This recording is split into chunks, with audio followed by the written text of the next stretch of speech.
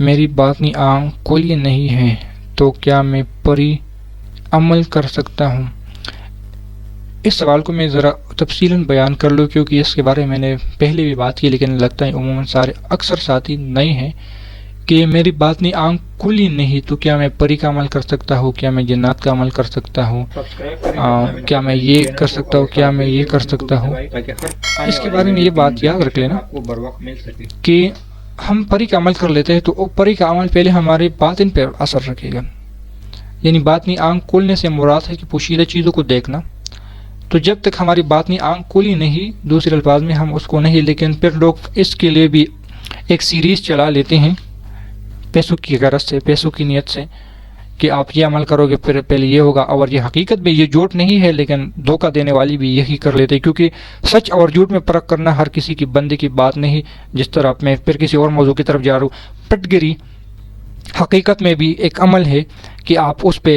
دم کر لیں، ایک پورا عمل ہے، اس پٹ گری کو دم کر لیں، اور اس پٹ گری کو مغرب سے پہلے کچھ لمحات ہوتی ہیں اسی وقت آگ میں ڈالے تو اس پٹ گری آگ میں پگھل کے پتلا بن جاتا ہے۔ کچھ پڑھائیاں ہوتی ہیں اس عمل کی،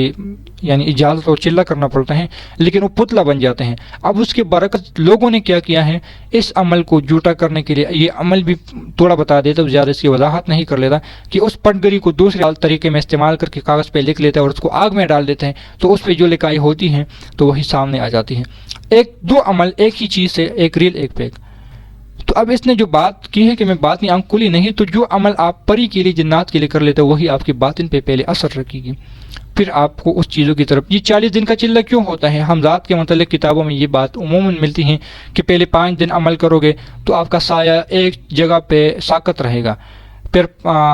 6 دن یعنی 11 دن پہ پہنچ جاؤ گے تو آپ کا سایہ آپ کے سامنے ہوگا، پھر 18 دن پہ پہنچ جاؤ گے تو آپ کا سایہ غائب ہو جائے گا، پھر 21 دن پہ پہنچ جاؤ گے تو آپ کا سایہ گول چکر لگاتے رہے گا، پھر 28 دن پہ پہنچ جاؤ گے تو آپ کا سایہ چھت پہ نظر آئے گا، پھر جب 36 دن پہ پہنچ جاؤ گے تو آپ کا سایہ آپ کے اندر سے محسوس ہوگا، جب 41 دن پہ تو آپ کے سامنے حمزات حاضر ہوگا۔ یعنی کتنے مراحل بیان کی ہیں نا، کہ 5 دن کے بعد یہ، 5 دن کے بعد یہ، 5 دن کے بعد یہ۔ اس طرح پری کا بھی یہ طریقہ ہے کہ جو 40 دن کا عمل ہوتا ہے، 1 3 5 دن والی بات تو میں نہیں کروں گا، اس طرف تو نہیں جانا چاہتا۔ جو 41 دن تو پہلے آپ کی باطن پہ،